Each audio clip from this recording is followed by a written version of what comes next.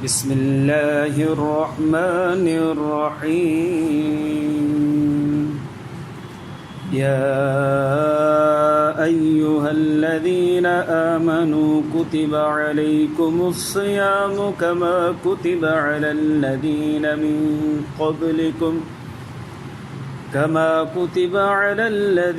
मिन क़ब्लिकुम लअल्लकुम तत्तक़ून। दुरूद शरीफ अल्लाहुम्मा सल्लि अला सय्यिदिना रब्बि ज़िदनी इल्मा वरज़ुक़नी फ़हमा।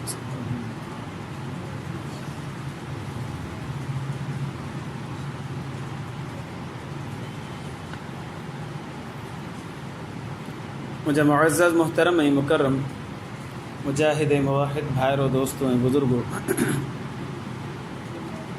रमज़ानुल मुबारक जो महीनो क़रीब है, जेका मां आयत तिलावत कई आहिनि, आयत जे अंदरि अल्लाह तबारक व तआला रोज़े जी फ़र्ज़ियत जो ज़िक्र फ़रमायो आहे। इरशाद बारी ताला या अय्युहल्लज़ीना आमनू कुतिबा अलैकुमुस्सियामु, ए ईमान वारो तव्हां जे मथां रोज़ा फ़र्ज़ कया विया। जॾहिं इहा ॻाल्हि अचे थी ज़हन में तव्हांजे मथां रोज़ा फ़र्ज़ कया विया आहिनि, त ईअं थो लॻे त शायदि अलाह साईं ॾंड तौर ते फ़र्ज़ कया आहिनि। बुखियो कंहिंखे रखणु यकीनन उन को जुर्म कयो हूंदो तॾहिं माण्हू रखंदो हुनखे। अल्लाह तबारक व तआला वज़ाहत फ़रमाए न, जुर्म जे करे कोन इहो मसइलो। कमा कुतिबा अलल्लज़ीना मिन क़ब्लिकुम, इहो मसइलो ख़ाली तव्हां सां न हो बल्कि अॻियुनि उम्मतुनि ते बि असां रोज़ा फ़र्ज़ कयासीं। अलाह पोइ फ़ाइदो कहिड़ो आहे हिन जो असां 12 कलाक 13 कलाक 14 कलाक बुख काटियूं, फ़ाइदो कहिड़ो आहे? अलाह से फरमाए लअल्लकुम तत्तक़ून, तव्हांजो फ़ाइदो इहो आहे जो तव्हां मुत्तक़ी परहेज़गार बणिजी वञो। रोज़े रखण मां अल्लाह तबारक, असां रोज़ो रखंदासीं, अल्लाह तबारक व तआला जी शान और शौकत कोन वधंदी, अल्लाह जो मान कोन वधंदो, बल्कि रोज़ो रखंदासीं असांजो इहो फ़ाइदो थींदो जो असां गुनाहनि खां बचण वारी ज़िंदगी गुज़ारणु शुरू करे छॾींदासीं। तक़वा ऐं तहारत वारी ज़िंदगी अल्लाह तबारक व तआला असांखे ॾींदो रोज़नि जी बरकत जे करे। रोज़ेदार खे अल्लाह तबारक व तआला कई इनामात अता फ़रमाए थो, मां सिर्फ़ु 3 ज़िक्र कयां थो। नंबर 1, नबी करीम सल्लल्लाहु अलैहि वसल्लम ने इरशाद फरमायो ला तुरद्दु दावतुहुमुस्साइमु हत्ता युफ्तिर। रोज़ेदार रोज़ो रखे थो पियो, हल हला हल हला हल हला, अल्लाह जे रसूल फरमाए जेसि ताईं इफ़्तारी नथो करे अल्लाह साईं हिन जी दुआउनि खे क़बूल फरमाए थो। माना हाणे 10 12 15 कलाकनि जो असांखे पूरो क़बूलियत जो अल्लाह साईं वाइदो फरमायो त बाना तूं घुर, मां अल्लाह ॾियण जे लाइ तयारु आहियां। हत्ता युफ्तिर, जेसि ताईं इफ़्तार न कंदो तेसि ताईं मां अल्लाह दुआ क़बूल कंदोमांसि, पियो कंदोमांसि, पियो। अच्छा, सेल मां फ़ाइदो वठंदा आहियूं न, हा बाटा जी सेल लॻल आहे, सेंडक जी सेल लॻल आहे, त उन सेल मां फ़ाइदो वठण जी असां कोशिशि कंदा आहियूं। हीअ सम्झो अल्लाह तबारक व तआला जी रहमतुनि जी सेल लॻल आहे रमज़ानुल मुबारक जे अंदरि। हाणे रोज़ेदार रोज़ो रखे थो, हाणे हुनजे मथां रहमत जो मींहुं वसे थो पियो, अल्लाह जे फरमायो घुर त तोखे ॾियां, सेल लॻल आहे अॼु। जेको बहानो अल्लाह साईं खां घुरंदो अल्लाह तबारक व तआला अता फरमाए। हिकिड़ो इनाम रोज़ेदार जे मथां। ॿियो इनाम दुनियावी फ़ाइदो आहे असांजे हिन में। नबी करीम सल्लल्लाहु अलैहि वसल्लम ने इरशाद फरमायो सूमू तसिहू, ईमान वारो रोज़ो रखो सेहत हासिल कयो। माना रोज़े रखण सां सेहत मिले थी पई। अॼुकल्ह हिकिड़ी वीडियो वायरल थी पई आहे, वठ पकड़ लॻी पई आहे त जापानियुनि जेको आहे रिसर्च कई आहे, हिकिड़ो साइंसदान हुन रिसर्च कई आहे त बाबा जेका कैंसर आहे उनखे कीअं ख़तमु करे सघिजे थो पियो। असांजे जिस्म जे अंदरि कैंसर जा सेल्स पैदा थियनि था त उहे कीअं ख़तमु करे सघजनि था। त हुन साइंसदान वञी इहो फ़ैसिलो कयो त साल में 20-25 ॾींहं माण्हू बुख काटींदो न त हुन कैंसर कोन थींदो। ऑटोमेटिकली अल्लाह तबारक व तआला ईमान वारनि खे उहे ॾींहं ॾेई छॾिया रमज़ान मुबारक जी सूरत में। उहा साल में हिकु दफ़ो 30 ॾींहं तव्हां रोज़ा रखो, 29 ॾींहं रोज़ा रखो, अल्लाह साईं कैंसर खां महफ़ूज़ करो। बाक़ी इहा त अॼोकी तहक़ीक़ आहे। 1400 साल पहिरीं मोहम्मद अरबी सल्लल्लाहु अलैहि वसल्लम फरमायो सूमू तसिहू, रोज़ो रखो सेहत हासिल कयो। ॿियो इनाम, टियों इनाम रोज़ेदार जे मथां अलाह तबारक व ताला जो इहो आहे जो क़यामत जे ॾींहुं अलाह तबारक व ताला उनजो उजरत पाण अलाह सां ई ॾींदो, पंहिंजी रहमत सां पाण ॾींदो। अबा निमाज़ी आयो, फ़रिश्ते खे हुकुम थींदो हिनखे इनाम ॾे। अदा हाजी सगोर आयो, फ़रिश्ते खे हुकुम थींदो हिनखे इनाम ॾे। अदा ज़कात ॾियण वारो आयो, फ़रिश्तनि खे हुकुम थींदो हिनखे इनाम ॾे। पर जॾहिं रोज़ाए थींदो न, नबी करीम सल्लल्लाहु अलैहि वसल्लम जन इरशाद फरमायो, अलाह सां ई फरमाए थो पियो त अस्सौमु ली व अना अजज़ी बिही, रोज़ेदार रोज़ो मुंहिंजे लाइ रखे थो पियो, मां अलाह पाण उनखे इनाम ॾींदुसि। हिकिड़ी रिवायत आहे, ॿी रिवायत जे अंदरि या हिनखे हीअं बि पढ़ी सघिजे थो त अस्सौमु ली व अना उजज़ा बिही, रोज़ो मां अलाह जे लाइ आहे ऐं हुनजो बदिलो मां अलाह तबारक व ताला पाण आहे।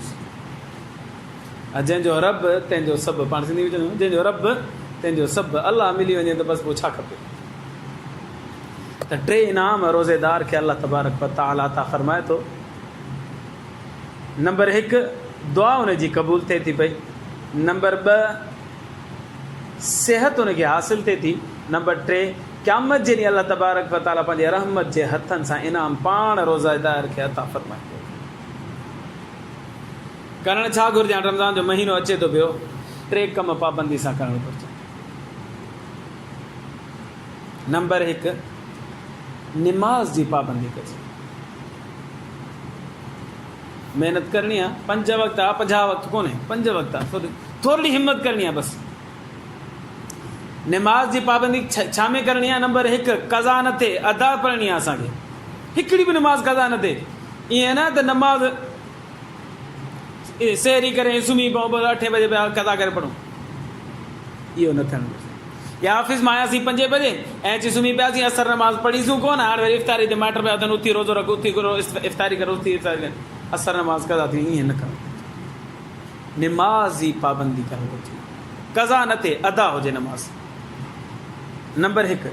नंबर 2 मस्जिद में जमात सां नमाज़ हुजे, घर में न आहे पढ़णी। आहे शरीयत जो हुकुम, मस्जिदूं आहिनि ई इन करे तव्हां ते नमाज़ फ़र्ज़ु अची जमात सां गॾु मस्जिद में पढ़िजे। इलाही दोस्तनि खे असां ॾिसंदा आहियूं रोज़ो रखी घर में ई बरकातूं पढ़ी सुम्हियो पवनि, मस्जिद जी तकलीफ़ ई कोन्ह कंदा, परे बि कोन्हनि, वेझो वेझो, पोइ बि मस्जिद में कोन था अचनि। नबी करीम सल्लल्लाहु अलैहि वसल्लम जन इरशाद फरमायो, मुंहिंजे दिलि थो चए जेको घर में नमाज़ पढ़े थो न त उनजे घर में काठियूं जमा करे हथ सां पाण ॿाहिरि ॾेई छॾिया, उन घर खे साड़े छॾिया। अलाह जे रसूल सल्लल्लाहु अलैहि वसल्लम एॾो सख़्तु नाराज़ थिए थो उन माण्हू जे मथां जो घर में नमाज़ पढ़े थो मस्जिद खे छॾे करे। साईं जन वरान दिलि चए थी, हीअ त फ़ज़ाइल अमाल में मां पढ़ी हूंदी हदीस, कई दफ़ा ईंदी आहे, दिलि चए थो न घर खे बाहि सां साड़े छॾे। जेको अलाह जे घर खे आबाद कंदो, अलाह उनजे घर खे आबाद फरमाईंदो। नमाज़ जे एतबार सां पहिरीं नंबर 1 नमाज़ अदा हुजे, क़ज़ा न थिए। नंबर 2 मस्जिद में थिए नमाज़। नंबर 3 पहिरीं जमात, पहिरीं सफ़ जी नमाज़ मिले, अॻियां अॻियां अची बीहणो आहे, तकबीर उला सां नमाज़ पढ़णी। कोशिशि कंदासीं जीअं आज़ान अचे तीअं नमाज़ जी तयारी कंदासीं न, पोइ असां तकबीर उला सां नमाज़ असांजी नसीब थी वेंदी पहिरीं सफ़ जे अंदरि। भई जेकॾहिं आज़ान अचे ऐं पोइ हा बाबा अञा 10 मिंट पिया आहिनि, अञा 7 मिंट पिया आहिनि, अञा 5 मिंट पिया आहिनि, त पोइ असां कोन पी सघंदासीं। इन करे कोशिशि करिणो आहे त नमाज़ क़ज़ा न थिए, अदा थिए। नंबर 2 मस्जिद में थिए। नंबर 3 पहिरीं सफ़ में तकबीर उला सां नमाज़ थिए। हिकिड़ो कमु रमज़ान मुबारक में इहो करिणो आहे। ॿियो कमु इहो करिणो आहे त तिलावत कसर सां करणी आहे। हिकिड़ो सिपारो रोज़ पढ़ंदासीं न त बि रमज़ान में ख़त्मो असांजो पूरो थी वेंदो। 2 पढ़ंदासीं त 2 ख़त्मा थी वेंदा, 3 पढ़ंदासीं त 3 ख़त्मा असांजा रमज़ान मुबारक में थी वेंदा। साईं मां त पढ़ियल ई न आहियां क़ुर शरीफ़, हाणे छा कयां? जेको माण्हू पढ़ियल न आहे न उनजे लाइ बि अलाह साईं दरवाज़ा खोलिया। ईअं ॾिसंदो वञे, आङुर रखी करे ईअं ॾिसंदो वञे, ॾिसंदो वञे, ॾिसंदो वञे, त अलाह तबारक व तआला हिनखे ख़त्मो पूरो करण जो सवाबु अता फरमाए। नथो पढ़णु अचे न, ॾिसण त अचे थो न, बसि ॾिसंदो रहंदो न, ॾिसण जो बि अलाह तबारक व तआला सवाबु अता फरमाए। इहो माण्हू बहानो ई न करे त मूंखे पढ़णु कोन थो अचे, मां हाणे कीअं क़ुर छा कयां। नथो पढ़णु अचे, माण्हू ॾिसे, दीदार करे क़ुर।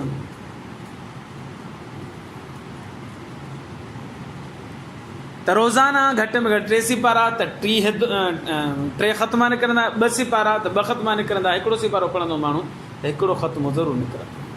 ऐं क़ुर जो रमज़ान जो त ख़ासि तालुक़ु आहे, हिकिड़ो अजीब हिकिड़ो तालुक़ु आहे क़ुर जो। हिकिड़ी हदीस ॿुधाए नबी करीम सल्लल्लाहु अलैहि वसल्लम जन इरशाद फरमायो त अस्सियाम वल क़ुरआन यशफआन लिल अब्द यौम अल क़ियामा रोज़ो ऐं क़ुरान क़यामत जे ॾींहुं बाने जे लाइ सिफ़ारिश कंदा रोज़ो चवंदा अलाह साईं हिन ॾींहं में मूंखे रखियो राति जो क़ुरान चवंदो राति में तरावी में मूंखे ॿुधो अल्लाह रोज़े जी बि सिफ़ारिश क़बूल फरमाईंदो ऐं क़ुरान जी बि सिफ़ारिश क़बूल फरमाए बाने जे लाइ जन्नत जो फ़ैसिलो फरमाए ऐं रमज़ान मुबारक में ही कलाम मुक़द्दस नाज़िल थियो इन्ना अंज़लनाहु फ़ी लैलतिल क़द्र असां लैलतुल क़द्र में क़ुरान खे नाज़िल फरमायो और लैलतुल क़द्र जी राति आहे रमज़ान मुबारक में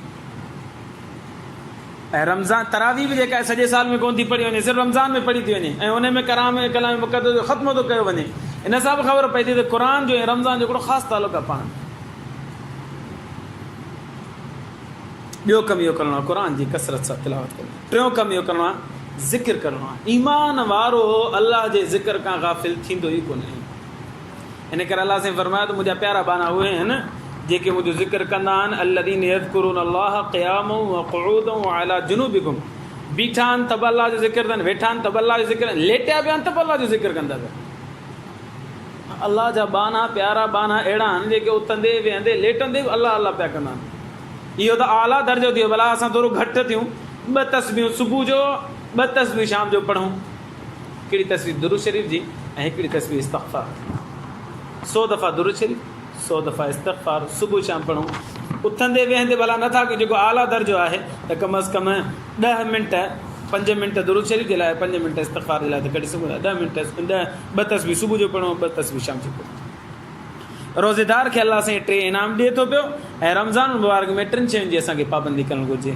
तकबीर ओला सां जमात सां गॾु नमाज़ जी पाबंदी तिलावत कसरत सां कजे ऐं नंबर 3 ज़िक्र कजे ज़िक्र में तो दुरूद शरीफ़ ऐं इस्तग़फ़ार अल्लाह का दुआ आहे अल्लाह ईमान जी ज़िंदगी ईमान ते मौत नसीब फरमाए ऐं हीअ रमज़ान मुबारक असांखे पूरियूं रहमतूं हासिल करण जी तौफ़ीक़ अता फरमाए आख़िर दावाना अल्हम्दुलिल्लाह रब्बिल आलमीन।